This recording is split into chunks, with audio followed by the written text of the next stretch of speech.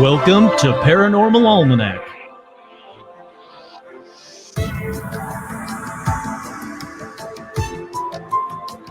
With your host, Kurt Sandvik.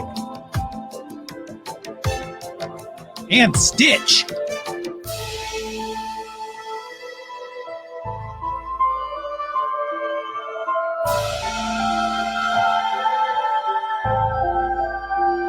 That's right. I'm your host, Kurt Sandvik, and welcome to another live edition of Paranormal Almanac.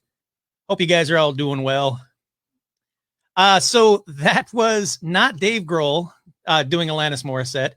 That is a person called the Holderness family, Holderness family. And the song title, it's a terrible song title, but it's If Pop Divas Wrote Songs About 2020. I don't know. I found it earlier. I thought it was funny. And I was like, well, I got to play that at the beginning. And as I've always, Stitch has decided that now is a good time to start barking. So, hey, howdy, hi, everybody. I am talking to you all from a brand new laptop. That's right. I spilled a cup of tea on my laptop a few weeks ago, and it was progressively getting worse and worse and worse until about 2 p.m. today. Well, a little bit later, actually, about 4 p.m. today.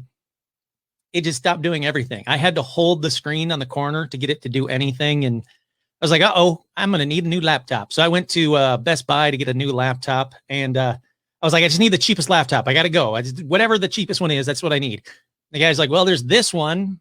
What do you primarily use your laptop for? I'm like, well, talking about Bigfoot. And he's like, oh, yeah. All right, well, this will work. So here we go. Brand new laptop. Hopefully this works. It seems to be working. You guys can see me. I can see you guys. Hey, howdy, hi to Keith and Lauren McCune and Carrot. My bird just woke up out of a deep sleep to sing to that one song. Really? See? You know it's a good parody song if birds will sing along to it. Hey, howdy, hi to Russ. Hey, how you doing, Russ? Good to see you. I don't even know who I don't recall if I know who Libido Works is on Twitch, but I'm glad that there's some Twitch people out there. I want more and more Twitch people out there. I think it's cool that all these people are on Twitch, so I love that. Hey, howdy, hi to Todd and Jeff. Hey, how you doing, Jeff? And Eric and Menardo. And who else we got? Hey, howdy, hi to Carlos. And Caitlin's here as well. Hey, howdy, hi, Caitlin. And let's see, Jamie and Yesenia. Wow, there's a lot of people here. I'm loving this. Fuck yeah, let's get this party started. So, in case you guys need it, let me put it at the bottom here. This is a call-in show, so if you guys want to call in, you can call in at any time, 818-732-9399. I'll also put it down there in the ticker tape, just in case. Some people don't like it when I put it big on the bottom because it blocks Stitch. So it's at the very, very bottom now. So let me get rid of this one. That way, when Stitch pops up, which he's right here, you can still see Stitch. In fact, this should be down a little bit so you guys can see Stitch. You guys come here for Stitch. I'm no dummy. I know what you guys are looking for. But yeah, so crazy week this week, huh? Adam says, I've got a story. Well, if you want to tell it, I would love to hear from you. If you don't think that you can tell it, or you're afraid to tell it, or for whatever reason you don't want to call in to tell it, you can email it to me and I will gladly read it for you. Whatever is easiest for you. I want to be there for you. Hey, howdy, hi to Ann and Jay. Wow. All right. We got a lot of people here. I'm loving this. Oh, yeah. See, Ann said, yeah, I've been there. Always get spill resistant. Are there spill resistant laptops? Really? Because I do need that. Because a full cup of tea. I just finished making preparing the cup of tea, and I went to set it down and went bloosh, straight into the laptop. It was bad. Just made it not work.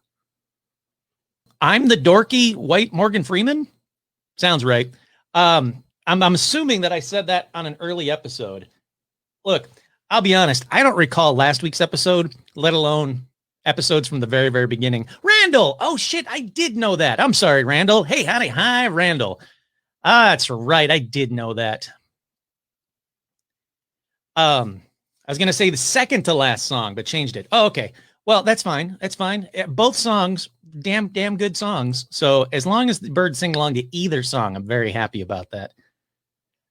Really? I said I was the dorky white Morgan Freeman? Yeah, I could see me saying that. Yeah, that seems about right. Keyboards, really? Yeah, no, I didn't spill on a keyboard. I spilled it straight on right on my laptop, just dead center in the laptop. And shockingly, the speaker stopped working. And I said, well, yeah, that's but to be expected. But then the whole laptop just went, well, if the speakers aren't working, I'm not going to work. And then it just died. Hey, how did Julie as well? You're stuck at Walmart. Well, I'm glad, as long as you're listening to me while you're at Walmart. There's nothing worse than, while you're at Walmart, make sure you check for the Ghostbusters cereal. Word is that the Walmarts around here have gotten the Ghostbusters cereal. So if you find a box, make sure you buy one, because that's just damn cool that there's Ghostbusters cereal. Laptop with spill-resistant keyboards. Really? That's freaking rad. You were talking about hating lists. Yeah, hating my voice. Yes, that is true. Yes, thank you, Russ. Yeah, no, that is very true. I don't like listening to I don't like listening to my own voice. Yes, I'm with you. See, it took me a second. Yeah, dude, Ghostbusters cereal, it's back. How freaking awesome is that? Look, the new Ghostbusters is going to be great. It's going to be great. I can't tell you how I know that or why I know that, but trust me, it's going to be great. I actually know quite a few people that worked on it. I'm very, very happy about it. All righty. Now let's get to the fun stuff at hand. I got to actually pull this up because I want to read this article to you guys, because I was going to save it for this next episode, and I'll probably still read it in Paranormal Almanac News or in Paranormal News in the next episode, because that's how big it is. And I saw that someone posted it on the fan page today too. I was like, hell yeah. Like, that's the way to do it. Like, get it on the fan page. But I want to start right in. Like, again, if you guys want to call in, you can totally call in. Totally fine. But, thank you, Stitch. But the Pentagon has admitted that it's been testing wreckage from UFO crashes, including a possible memory metal that experts claim the 1947 Roswell crash. Now, I will say that right now, it is on a bunch of not so reputable sites, this news story. But you got to remember that it's coming out. That in June, that paper is coming out. All the documents are coming out about UFOs. So I have a feeling this is another little like teaser to it. What are we watching tonight? Oh, new Mortal Kombat. Yeah, that was fun. No spoilers. No spoilers in the chat. I'll boot you out of my chat. Dude, I seriously want to go to that haunted Toys R Us. I still do. I want to find out what they've opened it up as, since there's no more Toys R Us's, and go to that. That's my plan. I still have to do that. But back to the story. So yeah, researcher Anthony Bragalia secured more than 150 pages from the U.S. Defense Intelligence Agency with a Freedom of Information Act. And I've talked about this guy before, and that's why I was like, okay, this story is fairly reputable, because that guy is legit. He has gotten a Freedom of Information Act on a ton of stuff. Now, it includes pages about advanced technology, including nitinol, which I've talked about before on past episodes. But this nitinol stuff is a memory metal that is now everybody's saying, yep, it came from Roswell. From 1947, came from Roswell. So this is another huge, huge thing that I'm telling you, disclosure is coming. It really is. Come on, Stitch. Stop being a pest. I love you, but stop it. Disclosure is coming. It's going to be huge, and it's going to be fantastic. And like that stupid song that I just played a minute ago, people aren't going to care. People aren't going to pay attention. Oh, hey, howdy, hi to Alicia. See, I'm getting it. I don't even have to look over the paper anymore. I'm getting it. But yeah, I'm telling you, there's going to be the next episode. I'll tell you right now. The next episode's about UFOs. I got a lot of cool UFO stories from the past like 15 years too. They're from in the 2000s. So they're not like 1940s stories about UFOs. They're fairly recent. But yes, no spoilers in the chat room about a movie. Nope. Oh, apparently a package was just delivered. That's fine. That's what I said. Alicia. That's what I said. But yeah, there's no spoilers in the chat room. I will not allow spoilers for the Mortal Kombat movie. Although I don't think you can really spoil it, but still, don't spoil in the chat room. That's all I ask. No spoilers. Hold on. There's something floating in my drink. Oh, whatever. I'm still going to drink it. I don't care. So the last live show we had, there was a couple people that were going to call back in with new stories. You know who you are. I think you're in here. I think you're in the chat room. So anybody wants to call in 818-732-9399. It'll give me actually a chance to test to make sure that I've got everything set up because I think I do, but I could be mistaken. So definitely going to need a caller tonight because I got to make sure that things are actually, see, I got it right. I'm going to need a caller tonight because I got to test the lines and make sure everything's working. I think I got everything set up though. Wait, what stopped? Audio's playing no problems, but video feed is freezing every 20 seconds or so. Crap. Yeah, that's kind of what I was afraid of. I don't know how this setup is going to work, to be honest with you. This is obviously the first night me using it. There's not a lot. Let me close down some tabs. There's not a lot of stuff open though. All right, there's no extra tabs open. This laptop might not work. We'll find out. If it can't even do a basic live chat, then I'm not gonna be able to use this laptop. I have to go get another one. But fingers crossed, it was just Facebook being stupid or something, and it'll be fine in a second. There we go. I like the sound of that noise. Caller, you are on the air. Hey, Kurt, it's Alicia. Hey, howdy, hi. How you doing? I'm doing good. How about you? Good, thank you. So, can you hear me? Everything seem okay? Yeah, everything sounds fine. Oh, excellent. I'm very worried that this. I seriously bought the cheapest laptop you could buy from Best Buy, so I was really worried that it's not going to be working. There's a little bit of an echo on my end, but nothing major. Oh, okay. That's good to know. That could be just from my settings. So let me play with that a little bit. But awesome. Well, hey, how are you? How you doing? I'm doing good. Starting to go through stuff, getting ready to move in the next month. Yeah, you are. See, the ghost gets angry because I'm moving. So have you had anything else weird happen since that call?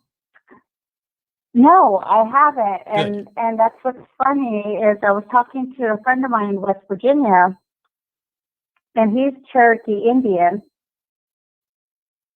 And I had told him about the episode. I'm like, yeah, all of a sudden there was like this ghost parrot behind me and all these noises that I'd never heard. And it was actually quiet. There were no kids in the pool. There weren't kids running around. You know, I debunked one because it was a high-pitched, rice part of the car with the exhaust going. I couldn't explain it. He goes, well, you haven't had any experiences in that apartment, right? And I'm like, yeah. He goes, and you mentioned on that podcast that you were moving. I said, yeah.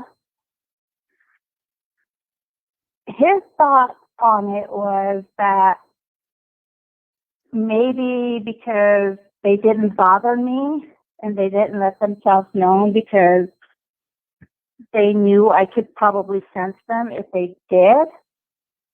They were comfortable with me, and now they're upset because they don't know who's going to be in here after me. Well, yeah. I mean, I don't blame them. If my roommate was leaving and they said, oh, I'm leaving, and my roommate's being all cool, my roommate's like, I'm leaving. And then I'm like, oh, crap. Well, who's coming in? Is it going to be some a-hole? Like, I could get where they're coming from. They're stuck there. Like, what the heck? Yeah, and that was his thought on it. It's like, oh, okay, we know she can sense us, but she doesn't want to be bothered, so we'll just leave it be. Oh, shit, she's moving. What the fuck are we going to do now? Because who knows what asshole we're going to be stuck with. So that was his take on it. You know what? I kind of completely agree. That's a spot on take about it because it really is. It's a frustrating thing. They finally got someone cool and they can like, all right, we can all be cool. We can all mellow out. Then you leave. Nice going. But they could come with you. They don't have to stay there. They don't have to stay with some a-hole in this next apartment. I don't know the rules, but no, no, they're not coming with me. I'm going to make sure they stay here or next door or downstairs or whatever apartments around me they're coming from. Yeah, they're not coming with me. All right. Well, I was just checking. I wanted to throw it out there in case they wanted to come along with you. Well, whatever house I move into, who knows what I got to deal with there. So, I don't need extra, giving me trouble. You don't need the paranormal baggage, if you will. Sure. Exactly. Okay, so I told you to tell you about past experiences. Oh, yes. Yeah, yeah. So my mom passed away, in our childhood home. He didn't want to maintain it anymore. He didn't want to deal with it anymore. So we sold it. And he moved in with me and my ex-husband at the time. So I warned him coming into this house. I'm like, oh, God, you're going to, there's things that happen. Just FYI for you. Cabinets are going to kind of sound like they're opening, like the cat's getting into them, or sometimes they'll slam. You might see things out of the corner of your eye, just, and just so you know, it happens. Wait, just that matter of factly? Like, oh, by the way, this could happen? Yeah, because, I have been going through it already, so I knew. Well, I know, but still, that's a lot to put on somebody. Well, he was there when I grew up the way my mom raised me, so it shouldn't have been a surprise to him. And he's the one that's Native American, full-blooded. Oh, sure. And he's like, yeah, okay, whatever. Okay, I warned you. Yeah, you did your, hey, So you we said go it. about- You, not only did you say it, but you said it very like, hey, look, this is what you can expect to happen. Now it's on you. So, yep. Yeah, just say, okay, you don't believe it? You'll find out. Me and the kids are used to this. My ex-husband refused to believe it. He ignored it all until that shadow teenager. Yeah, exactly. But so all of a sudden he had a pit. She was a blue-nosed pit bull. She was the runt of her litter. And he would start telling me, he's like, yeah, I hear the cabinet banging. I thought it was a cat. I'm like, I told you it wasn't the cat. She doesn't do that. He goes, yeah, I came out and I'm expecting to see the cat. And I looked down towards your room and she was laying on the corner of your bed looking down the hall like, Oh, no. What happened? Uh-oh. Alicia, the ghost got ya. Oh, thank you, Brandon. Hey, howdy, hi. Thank you, Sal, for liking the shirt. There we go. Did the ghost get you? It did. Okay, good. Well, at least it's you and not just if it would have been really scary if it was the same number and it's like some scary voice. No, I hit the button up against the table where my headphone button is. Oh, sure. I've done that. And it hung it up. All of a sudden I hear this click. I'm like, oh my God, I did not do that. Yeah, you did. You hung up on me on the air. I see how it is. Cliffhanger. I did. So sorry. I'm so sorry. So he's in the house alone. Kids are in school. I'm at work. Ex-husband's at work. It's just him and the dog and my cat. He hears the cabinets banging. Comes out. There's nobody there. They stop, of course, when he gets into the kitchen. And he's looking for my cat to see where she's at because, obviously it's got to be her. Oh, sure. She's laying on my bed looking, like I said, down the hall where she can't even see the kitchen the way the house works. She couldn't even see the kitchen from down the hallway. And he's like, okay, whatever. He goes back to his room watching TV or doing whatever he's doing. And of course, he's telling me this after the fact. Oh, yeah. So I come home and he's like, yeah, these kitchens, I said, I told you that was going to happen. Oh, no, you didn't. I said, yes, I did. I warned you this was going to happen, this was going to happen, possibly this and possibly that. Well, I didn't believe you, obviously, but now you know. Yeah, okay, whatever. That sounds to me like he's scared and he's trying to be like, yeah, it was fine. It was the cat. I know it was the cat. You can't true me. It's he cat. was totally trying to blow it off. Yeah. He was totally trying to blow it off.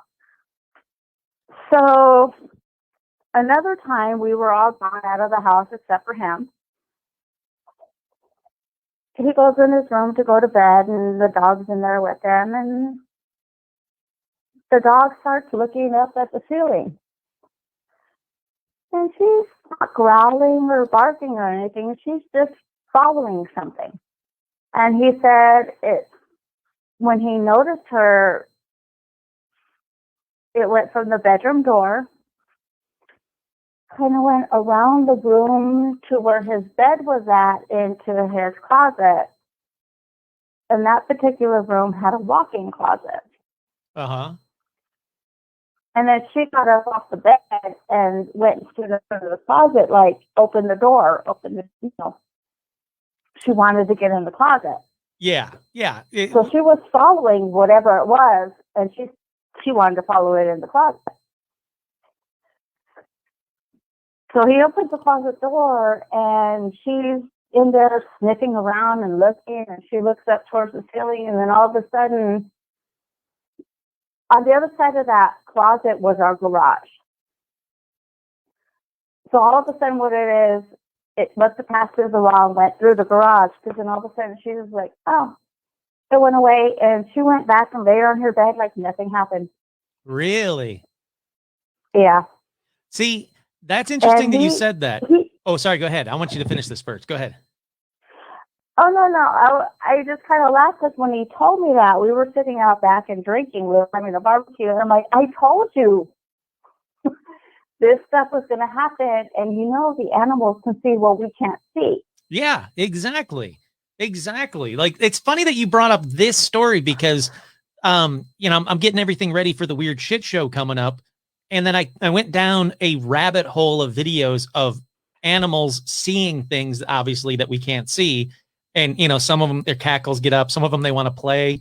And it's really bizarre how many videos are out there of animals reacting to absolutely nothing. There's no sound. There's no bug. There's no light. There's nothing.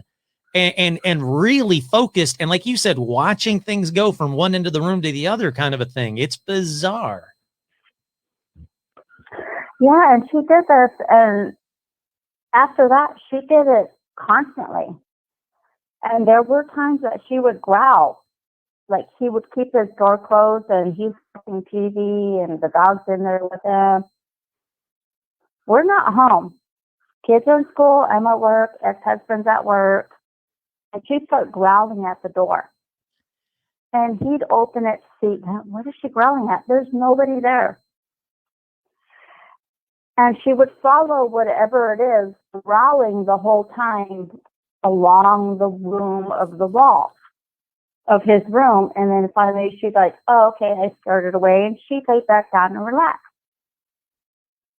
Yeah. Now, see, I don't like that. But maybe that's what Stitch is doing. Maybe it's not that I give him a treat every time he barks. Maybe he's like, every time I do a show, all the ghosts come into the house, and he's trying to be like, hey, dude, there's a bunch of ghosts in the house, and I'm here just be like, here, have a snack and shut up. So you never know. You don't, and it's possible because there's a theory out there. If you talk about it, they come. Oh yeah, I get reminded of that on a not even weekly, almost daily basis. I get an email or a Facebook message from somebody saying, talking about it is just inviting it. And that's, when you get possessed, it's going to be your own fault. And I was like, whoa. Like, I'm just telling stories. I'm not saying like, hey, come to me or anything. Like, I'm not playing with the Ouija board. Like, I'm just telling stories. Like, it's cool. And, I hope you guys heard that creak just then. It didn't have to creak right when I said the thing about being possessed. I did not like it.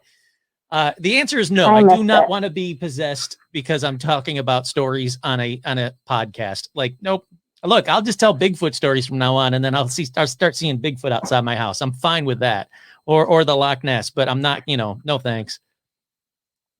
And what people don't realize is that it doesn't work that way. No, it really doesn't. Like, you can open yourself up to stuff. Yeah. Yes. Yeah. But unless you, number one, open yourself to it, Yep. it's not going to happen. Number two, you have to be sensitive to it. Yeah, no, that's very true.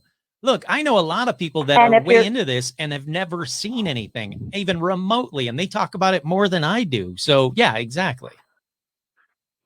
The ghosts pick and choose who they want to socialize with, let's say. Yeah, and apparently it's not me. It's just like in life, real people don't want to socialize with me, and ghosts don't want to socialize with me, and that's fine. I can accept that. It's my lot in life. I'll talk about it. I'll do the podcast. I'm totally Be fine. thankful that the ghosts don't want to socialize with you, except for the one that you have in your house who apparently likes, dropping bottles to see your girlfriend's butt. Hey, you know what? It's the pervy ghost kind of life for this place. But at least it's a unique story. It's not the same old, like, oh, I've got a ghost and, blood drips from the walls. Like, no, I don't need that. I've got a ghost and he likes to be a perv. Sure, why not? That's different. Good on him. He's, stepping it up, mixing things up a little bit in the afterlife. Well, they're out there. I'm sure he's probably not the only pervy ghost out there. I guarantee it. Oh, I guarantee it. And look, if now that I know that that's an option, when I get up there, I'm going to check that option. I'm going to be like, look, now I know that I can like rattle chains and I can go, ooh, or I can be a perv. Can I do the pervy ghost for at least the first 100 years? Like, let's go down that route. There you go. Hopefully you have the option to choose that. We shall see. We shall see. So, yeah, that was the thing with my dad, and it happened a few more times. Unfortunately, his dog passed away Aww. a couple years ago. Now, did he ever like really come to grips with it though and go like, yep, it's definitely a ghost? Or was he always kind of that tough guy bravado of it could be something else, but something's going on? Oh, no, he came to terms with it. Oh, okay, good. I mean, I guess good. We were, like I said, doing the barbecue, drinking out another night. He's like, yeah, oh, did I tell you Luna did this? And she was growling at the door, and then she ran out into the living room, and she was growling, and, I was following her, and she growled to the kitchen, like to the laundry room, and like back to my bedroom. So I went back to my room, and she was growling in my room to where the window was, and then she like, oh, okay, calmed down and went and laid on her bed.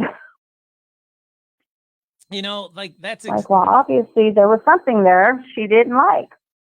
But see, that's such a good dog. Like doing her job. Just, hey, look, there's something here. It's weird. I'm going to check it out. All right, we're cool now. I'm going to go back to bed. Like, good on. That's the way a dog should be.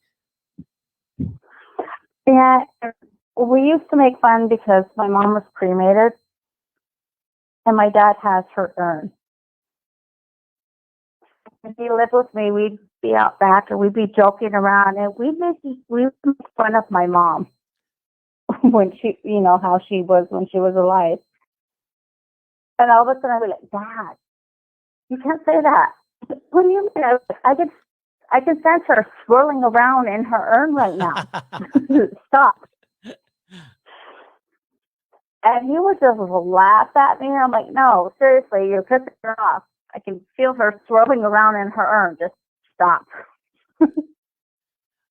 That's funny. My neighbor says the same thing. She has her husband's ashes at her house. And she's like, oh yeah, no, Jerry's still here. Jerry's over there. Oh, wait, Jerry told me, like, apparently Jerry tells her when she forgets something or when she needs to do something or where something's at if she's lost something, but it's always in her sleep. And it's very endearing. It's very cute. And the way she said it is like, oh yeah, Jerry reminded me where this was. But she said it's because the ashes are in the house. So, you never know. I definitely don't know for sure. Yeah, I just laugh, and he would laugh, and even my brother would be like, hey, really? And I'm like, yeah, so we need to chill off. I'm making fun of Mom right now. She's mad. Yeah, she can okay. hear. Yeah, come on. So we go on to something else, Like I said, I wish I knew the playbook. I wish I knew the rules of, are they here all the time? Are they here only when you say their name? Like, what are the rules here so I can make sure that I'm doing it right and not talking about, like, friends that have passed and then they're like in the room knocking crap over. You never know. But it's so funny. I like the fact that both of your stories are stuff that, like I said, that are coming up or things that I've thought about as well. So it's very timely topics, especially with the animals and the weird shit show one coming up. So, good on you. You picked the right topics. I'll tell you that. Well, I did listen to the Imaginary Friend one, and I need to send a link to my daughter so she can listen to it. Be like, oh, remember this? See, yeah, no, seriously, like what the heck? Yeah, and I asked my son after that one, I'm like, do you remember stuff happening in the old house? And he's like, yeah, I remember stuff happening. I'm like, what?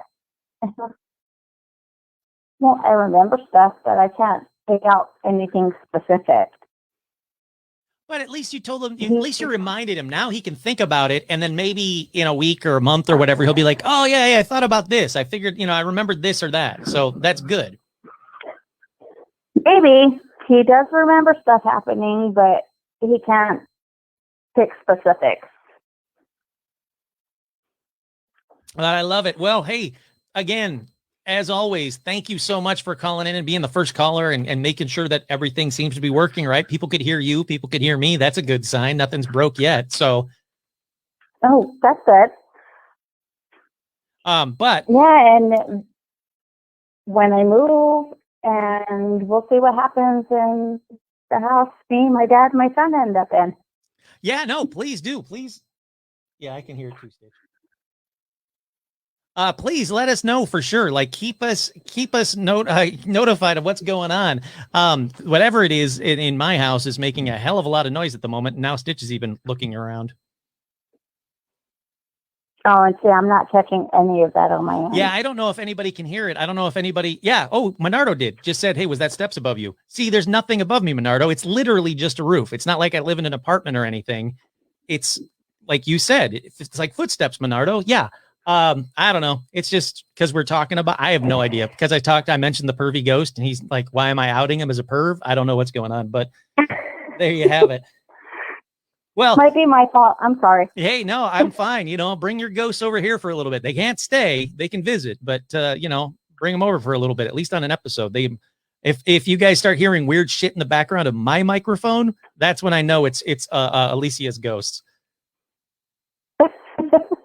All right. Well, thank you again. That's mad at me because I'm moving out. Exactly. He's like, no problem. Thank you again. Please let me know. I mean, as always, you're more than welcome to call in anytime. I love chatting with you. Thank you. I appreciate it. And I love chatting with you. Yay. All righty. I will chat with you soon, hopefully. Fingers crossed. Okay. All right. Bye now. Take care. Yeah. See, that's what I'm talking about. It does sound like footsteps, right? It sounds like someone's full on walking above me, but there is nothing above. I mean, there's obviously a roof above me and there's like a crawl space in the attic, but I've been up there. There's nothing that like no animals can walk through or anything like that. Yeah, I don't know what it is, but I'm glad it's picking it up on the microphone anyway, because, if you guys couldn't hear it and I'm sitting there going like making like, ooh, weird noises and pointing at the ceiling, I just look like a mad person. Yes, please bug your grandma about her ghost stories from her old house in Middle Georgia. Yes, please. Carlos asks, have I done a research on the 411 phenomenon? Yes, I have. I did a whole episode on it a long time ago about the national parks and everything. And I even referenced that book, Missing 411 or whatever it's called, but it's a very small percentage of the actual episode. I actually took a long time to research that episode, quite a bit. And it is bizarre. Like, look, I get it. People are going off and hiking that aren't really experienced hikers and hurting themselves and dying and then just disappearing. I get that, but it's more than that. There's way more than that. So, yeah, someone that is smarter than me can tell you what episode it is, or I don't know. It's an early episode. I remember doing it a long time ago, so it's a very early episode. Yeah, I'm glad that you guys could hear that. That's just crazy.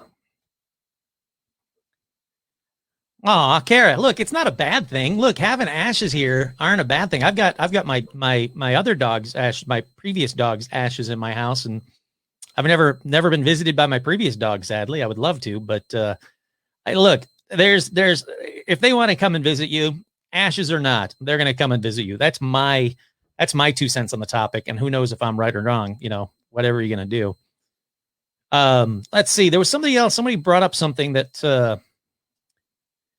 Oh, Maria, I have an auntie kind of ghost that sometimes helps me find the desiccant of the baby's bottle. Really? See, like how? How does that ghost help you find it? How do you just all of a sudden go, oh, I know where it's at? Or do you have a feeling? Or what is it? Like, tell me more about that. I want to know more about that because those are the things that I like. I like when ghosts push you towards the right thing. Like, I know that they say that when if you've lost something, like your car keys or something, just go to sleep, forget about it, just have a good night's sleep, and that it's actually your mind remembering where it's at. Maybe, but there's also something to the fact that, out of nowhere, I'll be like, oh, I know where it is, and I'll go right there. And there's no reason I should remember that. So it does seem like that information's given to me by something else or somebody else.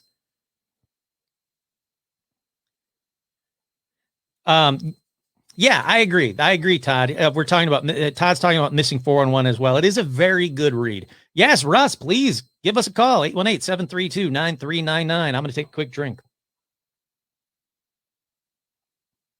I hope you guys all got your drinks ready. I forgot to put that little, thing at the beginning. The show's about to start. Make sure you get yourself a drink. If you haven't, go get yourself a drink. Quick, hurry, get yourself a drink.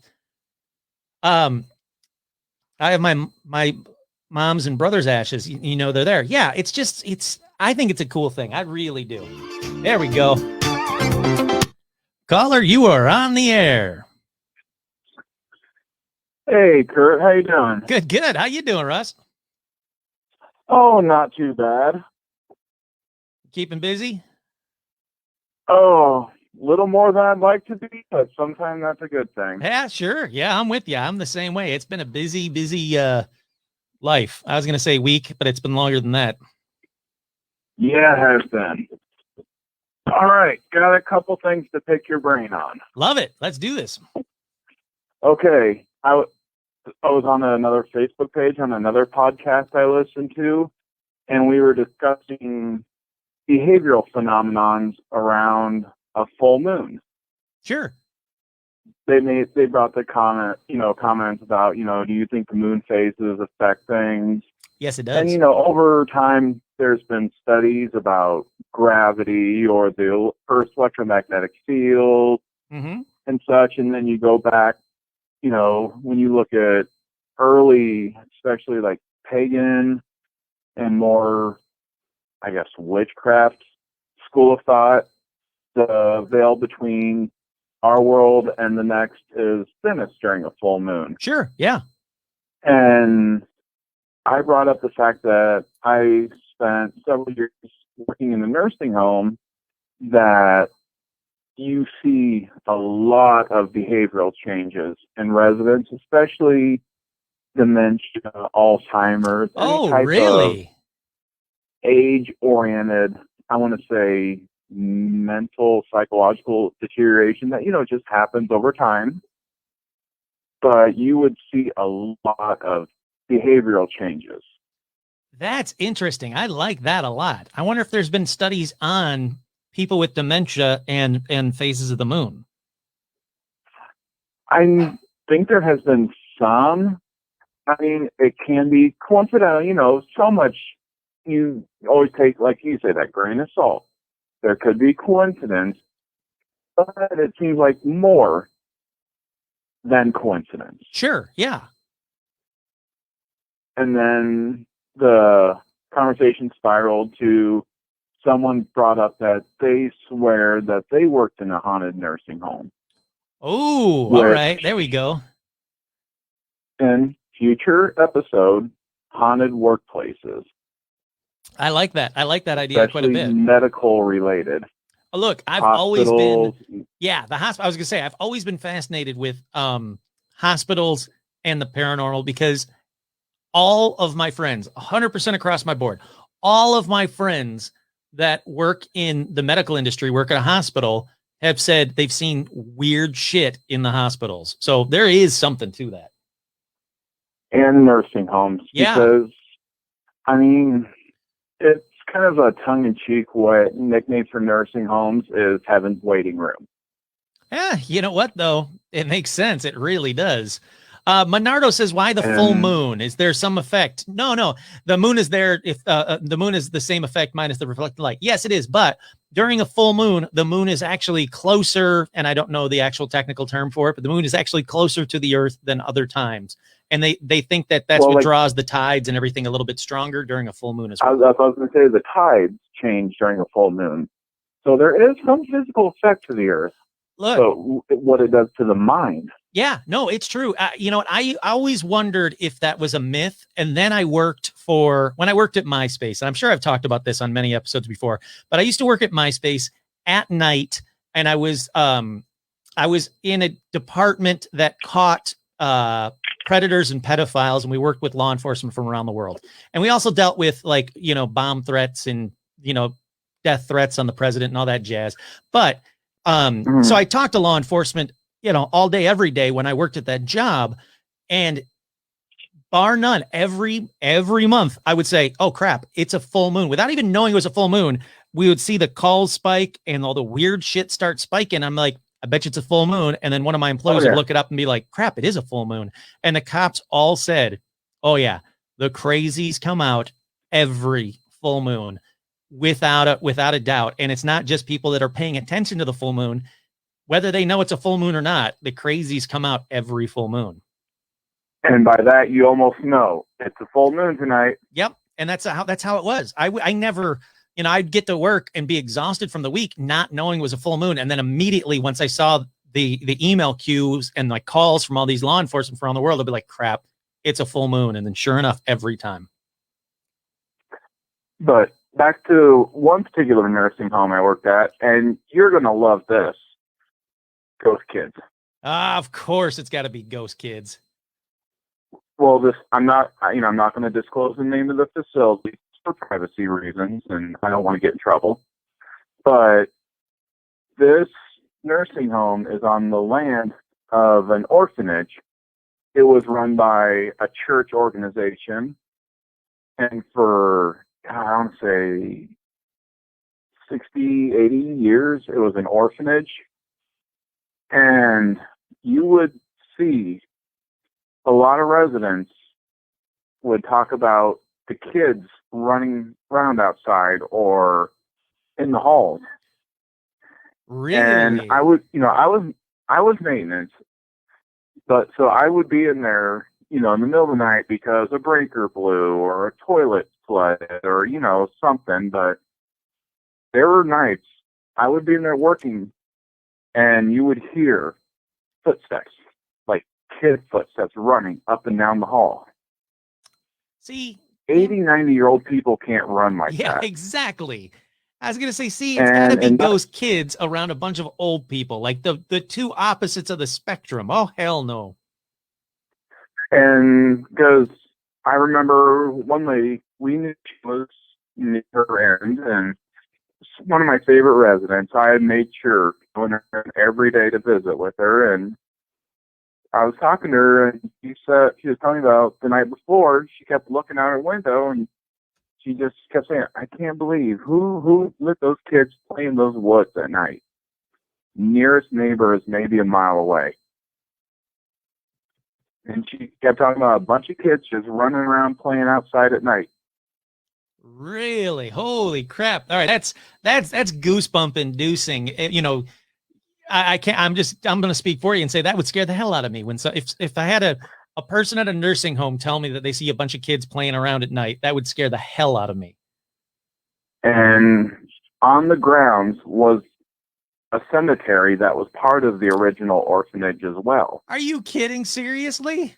I hated because now wait, did you actually see the cemetery, or was it just like, oh, like the other nurses were saying, oh, and there's a cemetery out there by the woods? No, by the actual proper cemetery, headstones, everything.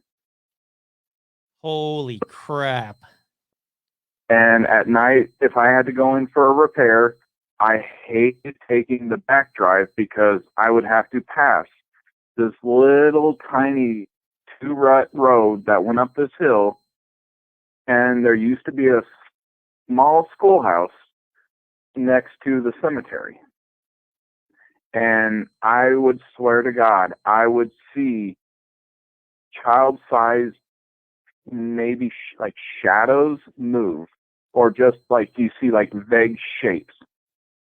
So maybe not like shadow children, but children-sized shadows. Yeah, but smaller shadows. Yeah. Like, yeah. And I hated it. I hated going up there at night. Well, yeah.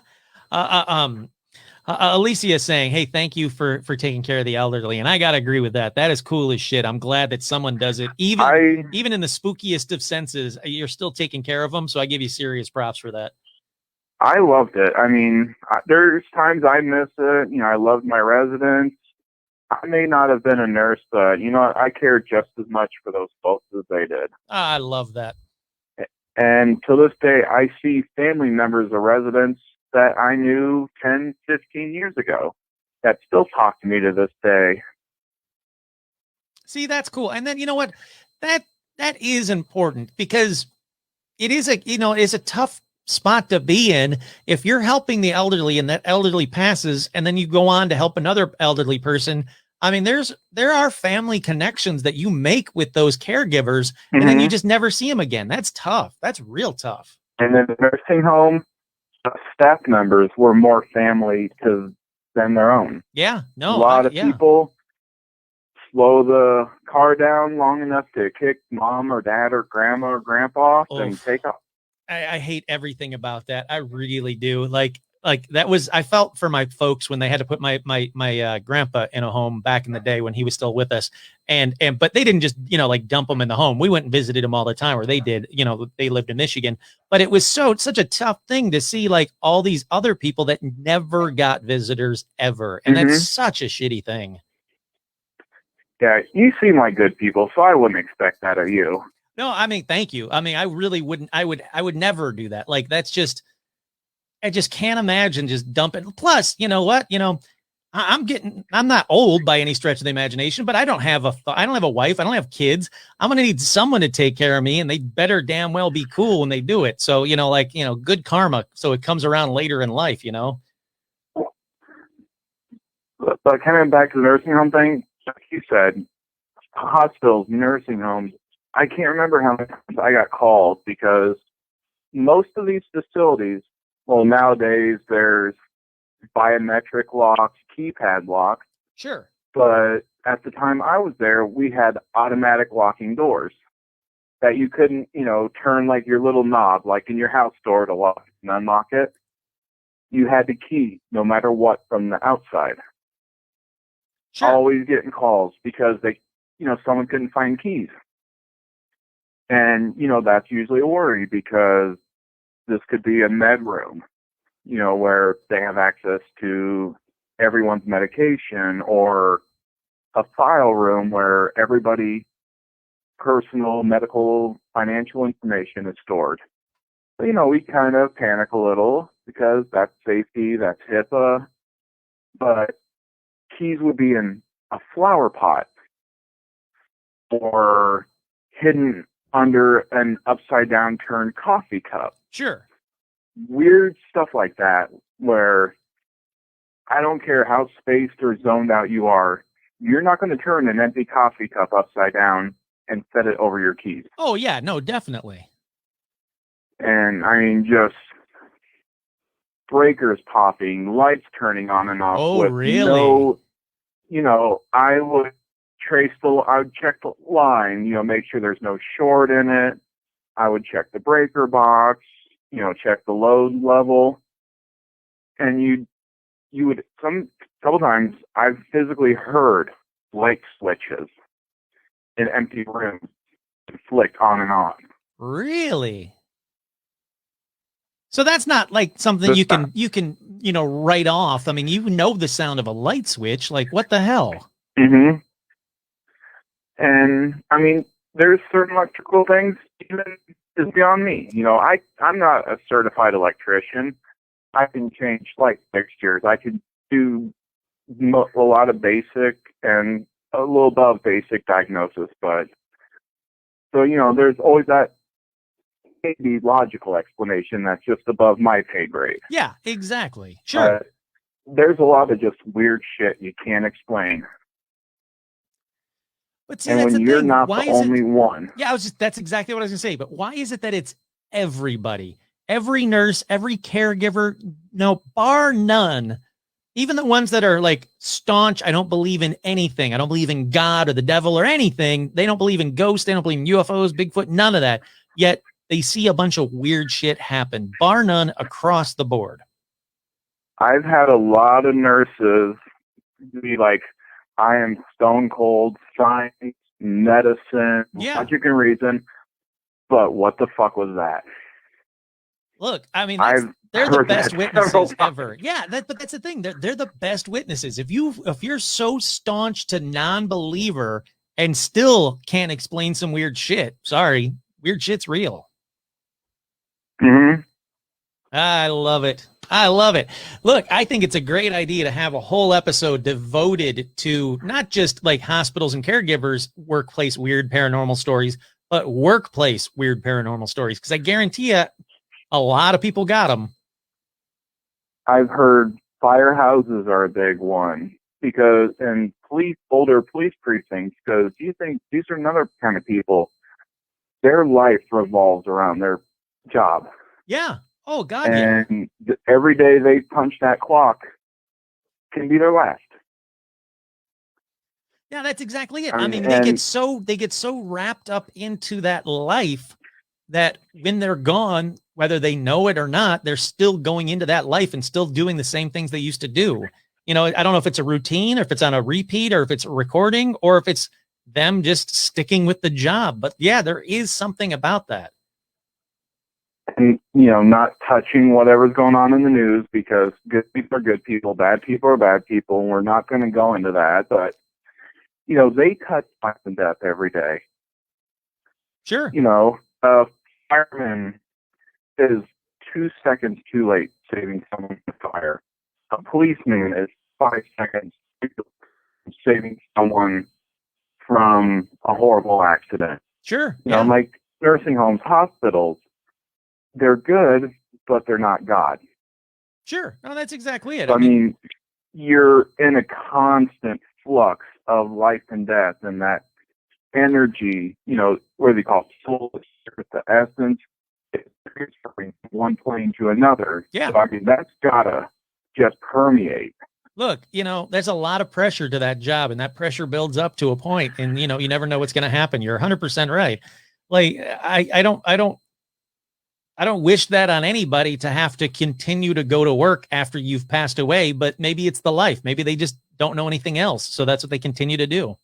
I mean, if you love your job, hey, more power to you. Maybe that's your heaven. Sure. Yeah. Look, I've never had a job yet where I'm like, oh man, I can't wait to do that. Living or dead, I'm going to go to it. Maybe except for this one. So don't be surprised that after I pass, I keep bugging all the patrons and I start randomly shouting out to random people and saying dumb things. Look, it's going to happen. But besides this job, there's not been a job yet where I'm like, yeah, I can't wait to go to it, even if I'm dead. And you know what? Some paranormal groups here in Iowa, I've thrown your name around and your podcast around to them, saying, awesome. Hey, if we do like a big shindig, like the Paranormal Fest, Comic-Con, of paranormal, hey, I got a guy for you. I would love to be there. Absolutely, 100% I'm would like, love to be there. You need his white chocolate voice on the stage. I cannot wait for those kind of fests to kick back off again. I watched that the virtual Alien Con this past weekend with the Skinwalker Ranch guys and everything, and it was neat and it was fun, but it's just not the same thing. I mean, I want to go out. I want to go and do all those things. So I'm 100% with you. I would love to do it. Anybody that hears about a paranormal con or anything that would be connected to what I'm doing, out by you, let me know and I'll reach out to them, because that's the only way that these things are going to happen, is if people start doing them. So hell yeah, I'm with you. Because we got to get you to Iowa, because we're going to get you to the Blood Axe Murder House. Yes. Hell yes. 100%. Yeah. I'm down for that. And I know some good stank joints in that treat. Ha! I love it. Hey, look. We'll get some. I would love it. Sorry, we'll get some Midwest people. We're going to party. Hey, I am a Midwest person. I would love to party with you. Are you kidding me? This would be a blast. I cannot wait to start doing like these hangouts again where people can come out and hang out because like I said, it was the best thing. It was so much stupid fun to be at a bar drinking and chatting with people that, you know, like that were fans of the show or friends of the show. Like that's just cool as hell. I love it. All right. Well, I'm going to free up the line. We'll get some more calls in. Yeah. I love it. I love it. Thank you so much for calling. I really appreciate it. I always love chatting with you. And yes, we are 100% going to hang out. I cannot wait. All right. We'll talk to you later. Talk to you later. Bye now. Hell yeah. That'd be cool as hell. Look, before we get to any other calls, no one call for right now because I got to do a Stitch P break. He was giving him the eye a minute ago. But when I get back from the Stitch P break, remind me to tell you guys all about Sasquatch on Hulu. Since I told you guys, like, oh, I can't wait to watch it. Well, I watched it. I've got opinions. I'll tell you about those opinions in just a minute. Let's see. How do I do this with this big thing? I think that's it. All righty. We'll be right back after this Stitch P break. All righty. We are back. Oh, wait. Is there no Josh in this room? We're back from the Stitch P break. I don't know what to say. This is the point where Josh gives me something fun and cool to say. Tonight's Stitch Pre-Break is brought to you by Pilot Pens. They're the best. Trust me, I'm a notary. There you go. Once again, thank you to Josh. It's okay. He was doing a finals project. He had work to do, but he got there just in the nick of time. How about that song, huh? How about that? All righty. So we're back. Now, like I was saying a minute ago, don't call yet. Hold on, callers, if we have any other callers. Oh, wait, before I get to that. Yes, Carlos, no Loch Ness live feed. I thought it was funny and it really amused me to do that all night long, expecting to see something, but it was still pitch black because it was the middle of the night. I thought it was very funny and it was very amusing to me. Apparently that wasn't the case. I had a bunch of people message me on Facebook going, hey, dumbass, it's middle of the night. You're not going to see anything. Why'd you keep checking back? Did you expect it to be different? It was the middle of the night. Yeah, that was the whole bit. That was the whole point of that. It was a joke. It was a bit. I'm glad you guys liked it, but some people did not grasp the concept and didn't think it was funny. And yeah, yes, I know it was the middle of the night. That was the whole point of it. I'm glad that you guys liked it. Thank you, Monardo. I don't know. That was a funny bit. I was going to continue the bit every live show as well and just be, get continually frustrated. The whole point of that was like, I was going to, like the next one, I was going to check it and just be like, oh, it's still pitch black. And then like the next one be like, what the hell? Is it always pitch black in Ireland? And keep going. But yeah, apparently people didn't grasp the concept of the joke. No, it's alcohol. You can't drink it. Alrighty. So look, you heard me say it a million times in the chat room. No spoilers, no spoilers, no spoilers. I hate people that spoil. With that being said, I'm going to spoil a little bit of Sasquatch on Hulu. Right now, there's a documentary on Hulu called Sasquatch. The premise of the documentary, I'm not spoiling anything by saying the premise of the documentary. The premise of the documentary is that a Sasquatch ripped apart 3 migrant workers on a pot farm in Mendocino, California in the 90s. And it's a documentary. And I was like, fuck yeah, dude, I'm all about that. Are you kidding me? That's amazing. So I watched it. I binged it all in one night. And in the first episode, they're still keeping that premise. But then they very quickly go, oh, yeah, no, it's not that at all. And then the rest of the whole documentary is not about that. If you're going to have a documentary about a Sasquatch, there better be a goddamn Sasquatch in the documentary. That's all I'm saying. That's all I'm saying. No, it was no good. Don't waste your 3 hours. Look, if you guys like a true crime, unsolved true crime documentary, sure, check it out. If you got nothing else to watch, check it out. Have you already seen the John Wayne Gacy documentary? Then watch this. But if you go into it like I did, expecting it to be about an investigation about did a Sasquatch rip apart 3 people in Mendocino on a pot farm, it quickly goes away from that and never comes back. So no is the answer. It was lame. It bummed me out. It really did. Let's see. Russ is saying, I've always wondered about that. Hospitals, nursing homes, a constant flux of souls coming and going. Yeah, no, that's exactly it. I mean, it's It is a hot point, is a waiting room, kind of like what Russ was saying. It was like a waiting room about, going on, moving on to the next phase or whatever the hell the next phase is. So you can't be surprised that a lot of paranormal stuff happens. My Nardo, I was told there would be Squatch. Yeah, so was I. And there wasn't. That is right, Josh. The people that get mad about that kind of stuff are the same people that who use expired coupons. Yes. So true. So true. But anyhow, okay, so that's my little rant, whatever you want to call it, about Sasquatch on Hulu. Bum me out. I really wanted to like it. I really wanted to do a whole episode about it and, contact the filmmaker. Like I had all these plans. I was going to contact a filmmaker and interview him and, oh my God, it's going to be great. And I'll meet you up in Mendocino if you want and all that fun stuff. Nope. Out the window. Nothing to do with it. Russ said, my wife kind of listened to my call. She at one time worked at the same facility and remembers residents talking about the kids. Oh, that's creepy. And occasionally hearing them too. Same with my mom. Wow, dude, that's crazy cool. That is the stuff that if I was doing a podcast about it, I would immediately say, hey, this nursing home, huge grain of salt, because this nursing home used to be an orphanage. And next to that orphanage is a cemetery. And that cemetery is still behind the, that just is too much creepy on top of too much creepy. So I would make it a grain of salt. Like that's just cool as hell. Yeah, nothing.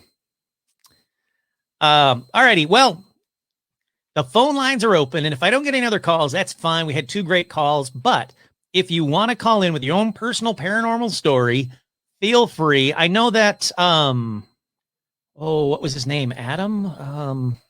Sorry, I saw it scroll by, and that was a while ago.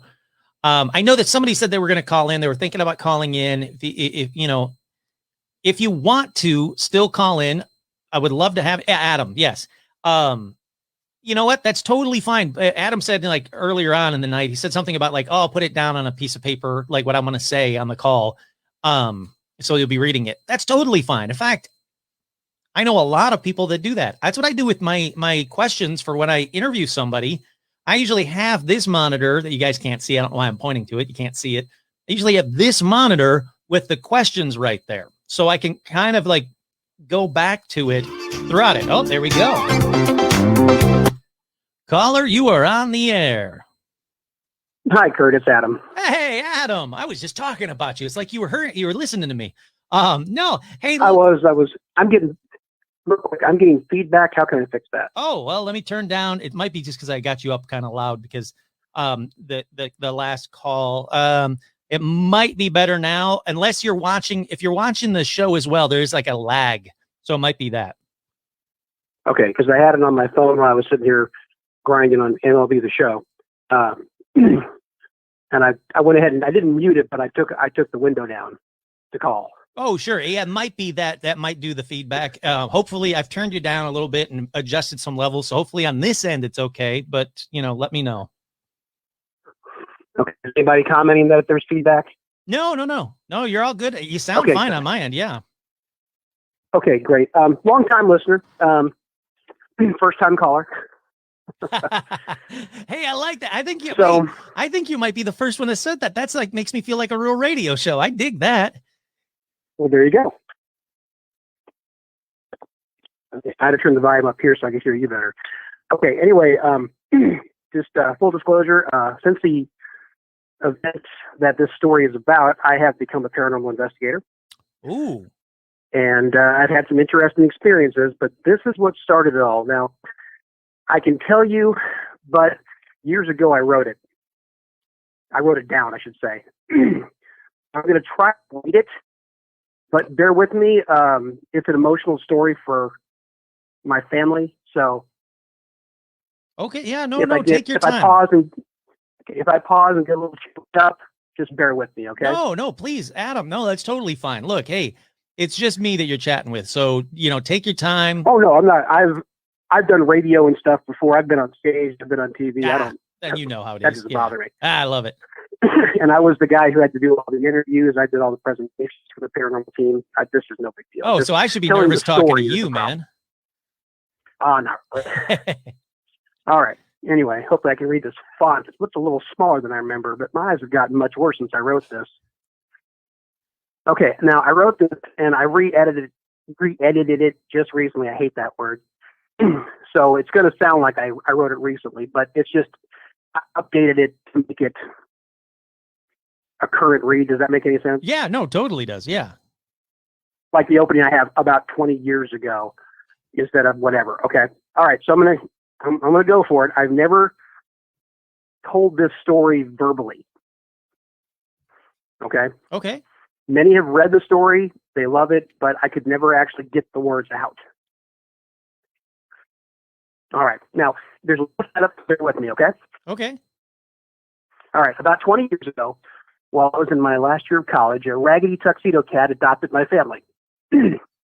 He literally moved in with us by following us in the door one day. Aw. As some know, I'm no fan of cats, and I wanted this one gone. Unfortunately, my son, who was 6, adored the animal. So that ended my I did get to the cat because Jamie and his mom couldn't decide on one. I said, he's not going to come when you call anyway, so call him Cat. Of course, this backfired immediately, as Cat was more canine than feline in demeanor and would come when you called. I think you can probably tell where this is going already. Yeah. Yeah. Okay. I actually think you just did a show about this stuff. I did. Yes. Cat quickly integrated into the family, becoming the 4th full member. Jamie and Cat, my son's name is Jamie. Jamie and Cat forged a special bond, though. Before I write it, it's best I describe my son. He is mildly autistic, having a condition known as Asperger's syndrome. What makes this significant is he actually had difficulty interpreting and expressing emotions with social situations, especially among peers at younger ages. His condition was not truly identified until about the age of 10, but the signs were always there, as most children shunned my son. Anyway, because of this, Cat became a non-judgmental creature. Cat, a non-judgmental creature, became Jamie's closest friend and companion. Aw. Cat lived on Jamie. They sat together, slept together. Cat shared Jamie's pillow. Everything. Most photos of Jamie since Cat's arrival included the two of them. Throughout the next 10 tumultuous years of college, moving, and a return to the military, and the eventual collapse of my first marriage, Cat was Jamie's constant in life. I retained custody of Jamie when I separated from his mother. We returned to my home area of Illinois, where I'm from, to help a family member and start again. Unfortunately, after a few more years, Cat died at a relatively young age, approximately 11. It was a horrible death. The best I was able to ascertain was rapid fluid buildup in his lungs. Oof. Early one September morning, Jamie and I watched Cat gasp a last straining breath, and he was gone. Holy crap. I'm sorry. Oh, it's just tough. Yeah. No, that's why I'm saying I'm sorry, because I know that feeling. Holy crap. I'm sorry. Well, it's more for him than me, obviously, but Sure. all right, here I go. Jamie had just lost his best, truest, and only friend. But those next few days are indescribable. I will never be able to forget the anguished screaming and crying Oh. coming from my son's room at night, or the weeks that followed, with Jamie attempting to console him. While in the Marine Corps, I had suffered a debilitating injury that crippled me and kept me in agony for 9 months. I would suffer it again just to never have heard him hurt. Oh, hell yeah. All right, now to the story. I wrote all that in an attempt to exemplify the strong emotions at the time of Cat's death. Between Cat's painful, horrific death and my son's emotional outpouring to my grief over both, something began here in that house. I didn't proofread enough. Something began there in that house. Not long after Cat's death, I was walking by Jamie's room and spun my head so fast I cracked my neck. I had just seen Cat on Jamie's dresser, but I didn't, because Cat was gone. I chalked it up to reason, perhaps Cat being subconsciously on my mind. One thing nagged me, though. Cat never sat on top of Jamie's dresser, so why would my mind's eye imagine him there? Sometime later, I was using the bathroom mirror when it happened again. In this particular mirror, if the door is open, one can see straight down the hallway where two doors face each other, Jamie's room and a storage room. Again, I was not thinking about anything related to an animal when I saw a cat's tail cross behind me in the mirror from Jamie's room to the storage room. My first feeling was anger that one of my aunt's many cats had slipped downstairs, which I did not allow. I turned around to run off the culprit, but there was none. And both doors were closed. Really? Around that time, Jamie moved upstairs to be on call if my aunt needed someone quickly. She was fairly ill. My fiance and her children moved in with me downstairs, the children taking Jamie's room as their own. I started seeing cat-like movement out of the corner of my eye towards Jamie's room occasionally, always near his door. After several events, I asked Amanda, who is now my wife of 12 years, if she had ever seen anything. She said that, in fact, she had not. She said, in fact, that she had, over by the stairs leading up to my aunt's and Jamie's area. She had assumed it was one of the upstairs cats racing away to avoid detection and once attempted to follow, only to find the door closed tight and no cat. So as you say, Adam here, we've been together 12 years and this happened early on in our relationship. So that's how long it's been since this happened. Wow. Where was I? Okay. I asked Jamie as well if he ever saw anything when he was downstairs. His account was similar to Amanda's without chasing this mystery cat. This went on for over a year, and I considered it a novelty, often whimsically discussing with Jamie, my aunt, or Amanda about the prospect of it being a real cat spirit, possibly even cat. One day, I asked my wife's children, at the time ages 4 and 8, if they had ever seen a cat in the basement. Keep in mind, they had never been part of any discussion or recounting of what we had seen, of what had been seen by others. I was just going to ask that. I love that you put that in there. Yeah, well, it gets better. This is the part you're going to love, okay? They both responded positively. Amanda's son stating that they often saw it at night when their lights were off and they were watching TV. I'm still not sure why, but this was the first moment it bothered me. At around this time, my wife's 1-year-old cat began running back and forth down another hallway from an exit door to the storage door, just like it was chasing something repeatedly on some nights. And the sightings became more frequent. But the next 2 events made me consider action. While I was at work one night, Amanda told me that while texting back and forth, she had felt 3 taps in the back of the editing issue. She had felt 3 taps in the back of her neck of the desk while sitting at the desk chair. She actually yelped. I remember being on the phone with her when she yelped. Really? It takes a lot. Yeah, it takes a lot to startle her, but this did. Being a fan of paranormal shows, I've learned a little about the theories of ghosts and hauntings and potential solutions, so I considered a plan. Before I was able to act upon it, I had an occurrence that hastened efforts. I have not mentioned this before to anyone in the house, so as not to alarm them. One night, soon after Amanda's event, while lying in bed, I heard audible breathing. It is theorized that where there is a haunting, a connection between both realms may exist and other entities can cross into ours through it. Yep. I decided to carry out my simple plan and possibly close that door. During the whole time frame of the events, not one had occurred upstairs near my son. The majority had been centralized around his room with some others around the stairway.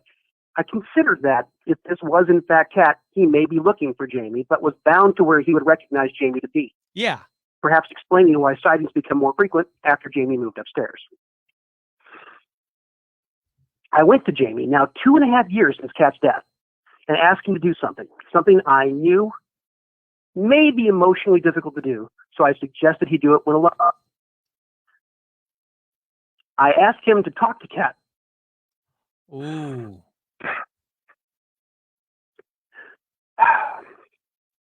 And tell him it was okay to go.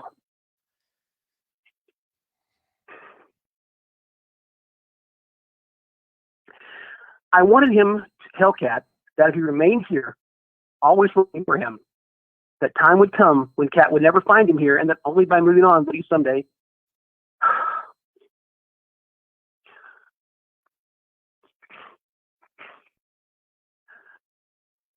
That he would someday find the boy and be with him again. Yeah. Yeah.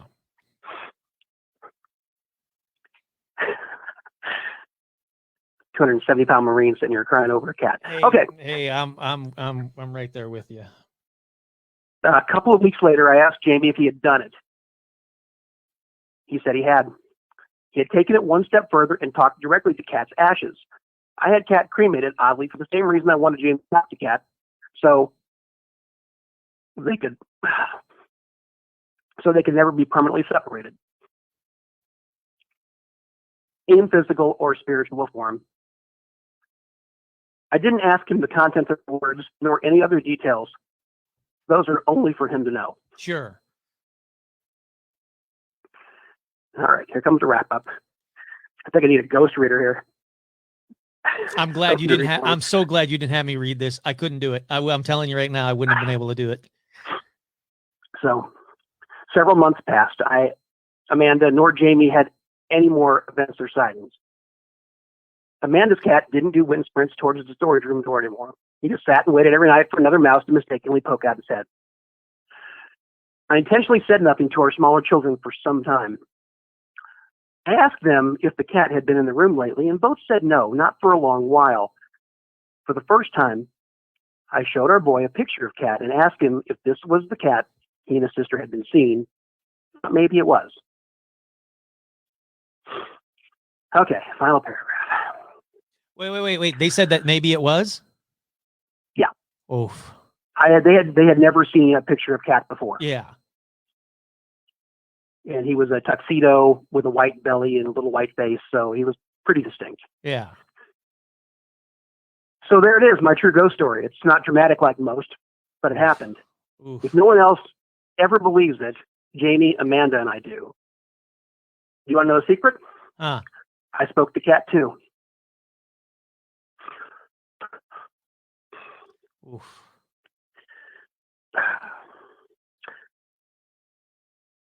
I went in Jamie's old room, sat down, and asked Cat to move on,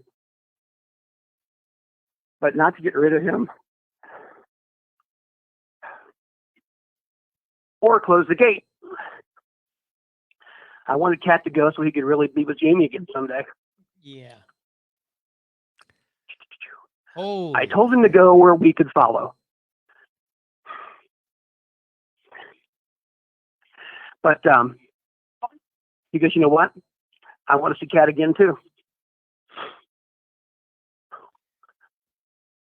I want to thank him for being Jamie's cat, Jamie's friend, but most of all, I want to thank Cat for teaching my son to love and be loved, something so complicated and perplexing for a young man, inherently challenged with expressing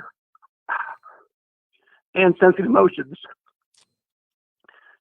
Something powerful enough, we've experienced its manifestation beyond death. All of this in a little 8-pound no-name feral feline.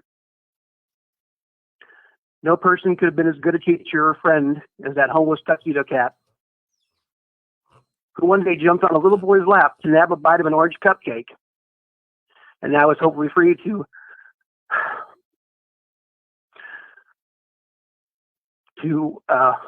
wait to sit on his boy's lap again someday.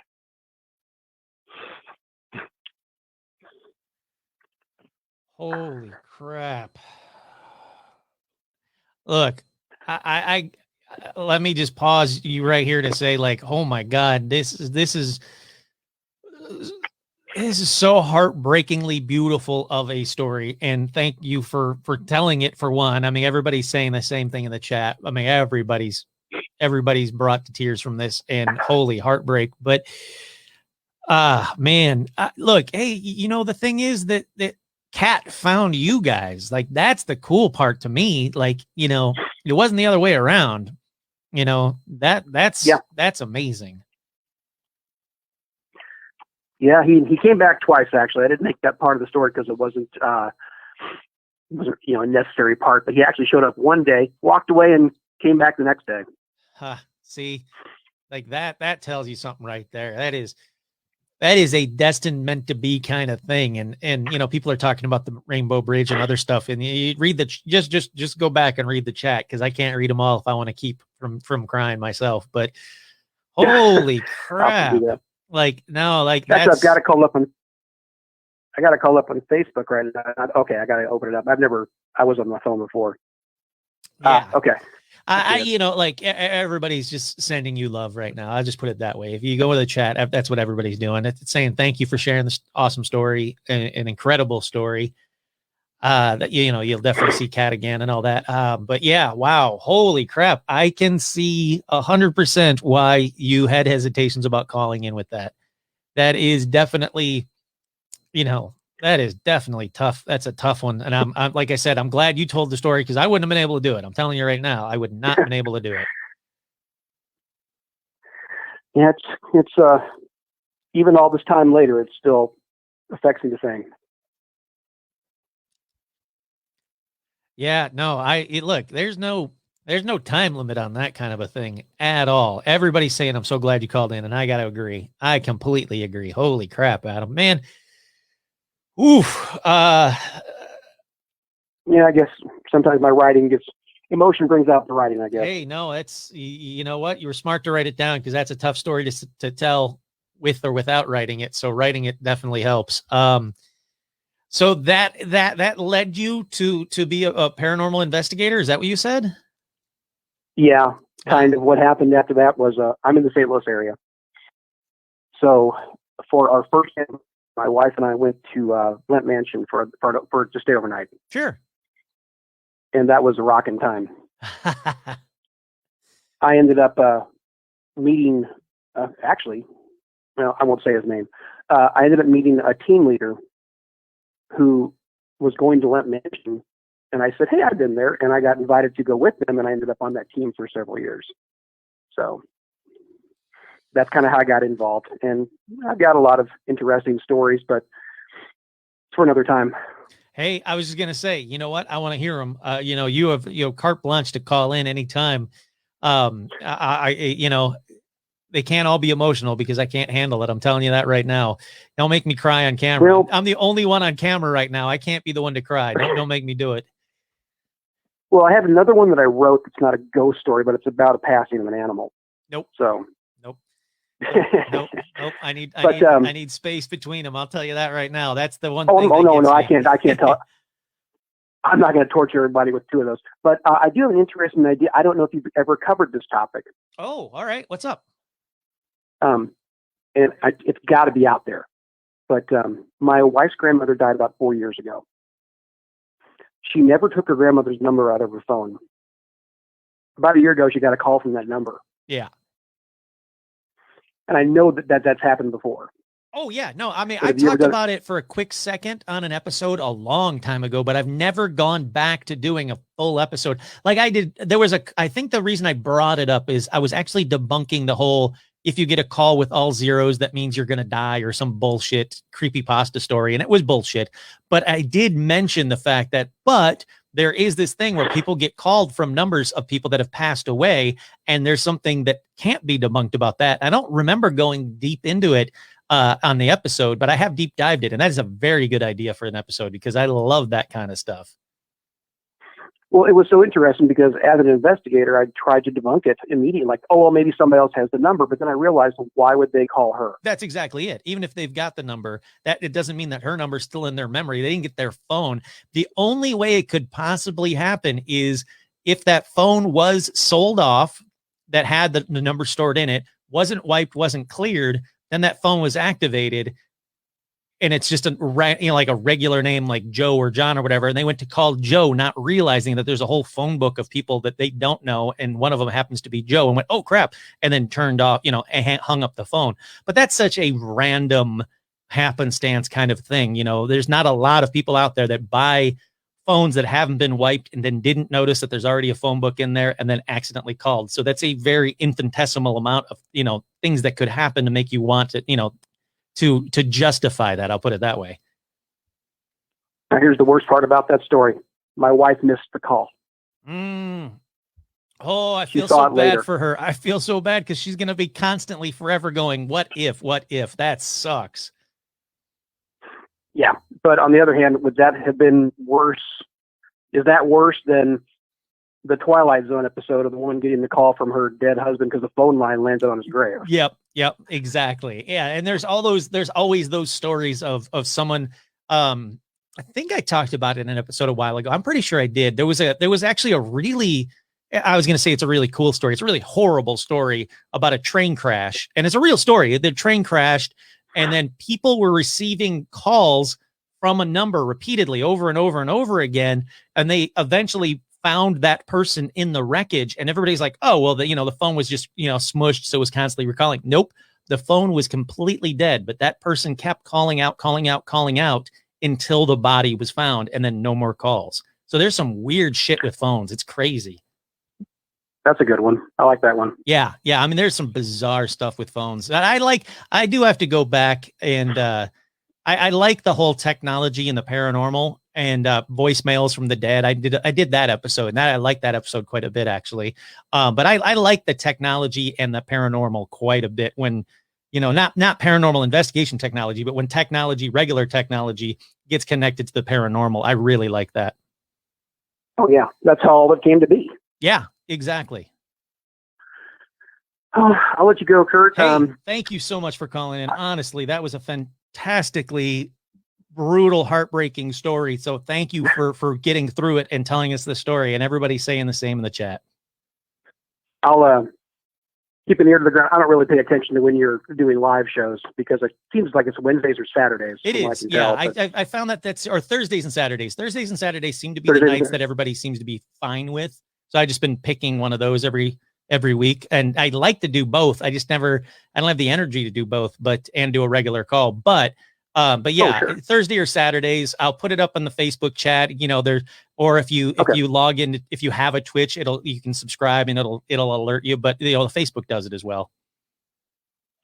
Okay, cool. I'll do that. I'll call back in every now and again and tell you a story from the Paranormal Adventures. How about that? Absolutely love it. Are you kidding? I would absolutely love that. Thank you so much. I really do appreciate it. Let me just give you a teaser. Waverly. Yes. And demonic. Yes. All right. Sweet. That's a good teaser. I definitely want to hear those stories. They're not related. No, I wouldn't assume so. Yeah. Yep. I want to hear that. Thank you so much. I appreciate it. That was incredibly heartbreaking, incredibly awesome, and incredibly sad because I just looked down and I noticed that the record button is green and it should be red, which means that this episode, for whatever reason, is not recording. Like, you can watch it on Facebook and Twitch, but as an actual podcast episode, I got to figure out how I can pull the video from this, or the audio from this video, and make it a podcast, because that was going to be my goal, is to have this one out by the end of tonight. And God damn it, it's not red. It is flashing green, and I don't know why, because it was red a second ago. That sucks, and that pisses me off. So we'll have to figure out how to pull the audio from these episodes. I'm really glad you guys made it, because this might be a video and Twitch, or Facebook and Twitch episode only, exclusive. It might be. And there's been other live episodes where I've never released them for whatever reasons, but this one I really wanted to get out tonight, and I just looked down and saw that it is flashing green for no reason. Damn you, new computer. Yeah, I'm glad you guys made it too, because holy crap. Yeah. Oh, okay. Yeah, Eric's saying, I seem to remember you doing a full episode on phone calls from past family members. Yeah, okay. I was wondering, I couldn't recall if I did it or not.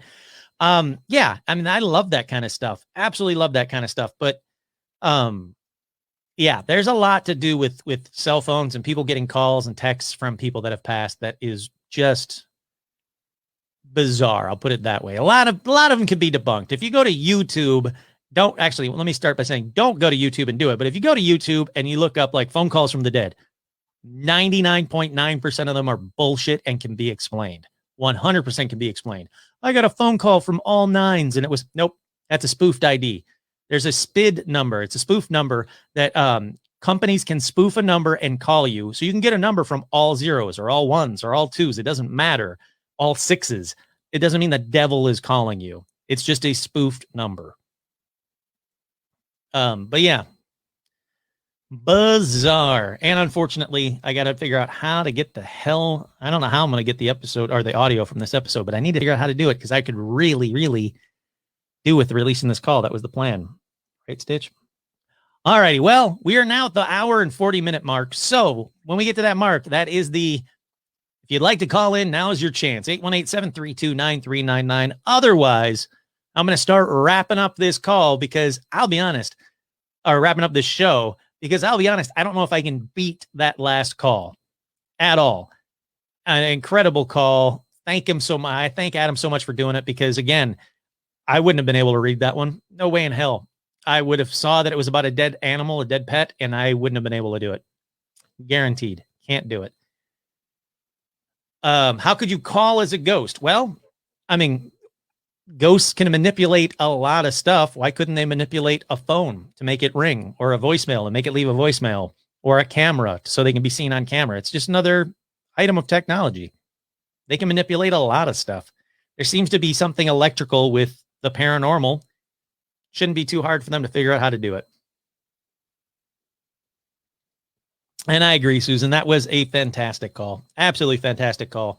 Definitely the most heartbreaking call in recent live episodes. There was a couple of other heartbreaking calls about relatives that passed, and my heart goes out to you guys that can call in and talk about such a heartbreaking topic of loss. I don't care, human or animal. I don't care. That is heartbreaking.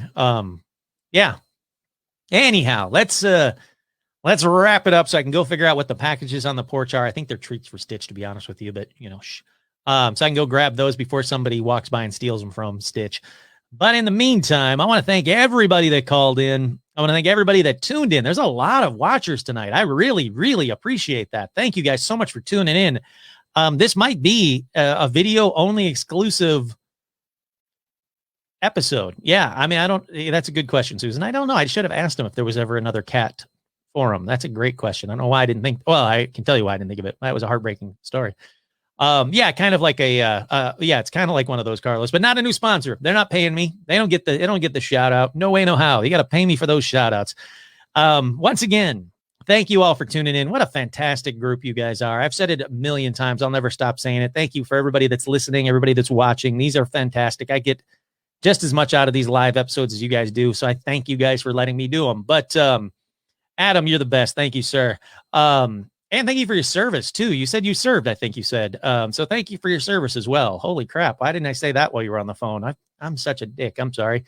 All right. Once again, I am your host, Kurt Sandvik, and this has been another live edition of Paranormal Almanac. Thank you guys so much. Have a great one. Chat with you all soon.